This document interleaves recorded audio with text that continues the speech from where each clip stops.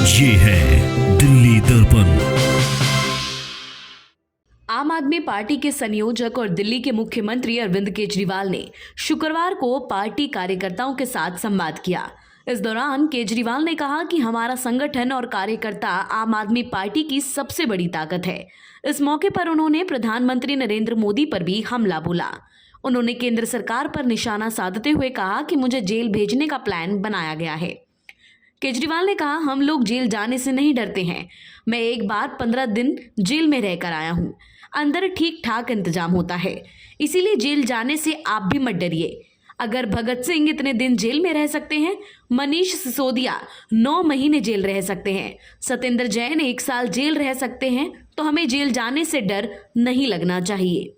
आप संयोजक ने आगे कहा कि हमें सत्ता का लालच नहीं है। 50 दिनों के बाद इस्तीफा दिया था। कोई अपनी चौकीदारी की नौकरी से इस्तीफा नहीं देता। मेरे ख्याल से दुनिया का मैं पहला मुख्यमंत्री हूं जो अपनी मर्जी से 94 दिनों के बाद इस्तीफा दिया हो। इस्तीफा मैं अपने जूते की नोक पर लेकर चलता हूं। मुख्यमंत्री की कुर्सी का लालच नहीं है। मुझे इस्तीफा देना चाहिए या जेल से सरकार चलानी चाहिए, इस बारे में अलग अलग लोगों से सबसे चर्चा कर रहा हूं। आपने सभी विधायकों, पार्षदों से भी चर्चा की थी। आज अपने कार्यकर्ताओं से भी बात की है। मुख्यमंत्री ने आप कार्यकर्ताओं से कहा, अब आप लोगों की जिम्मेदारी लगा रहा हूं। दिल्ली की जनता ने हमें बहुत प्यार दिया है। दिल्ली की जनता की मर्जी के बिना हम कुछ नहीं करेंगे।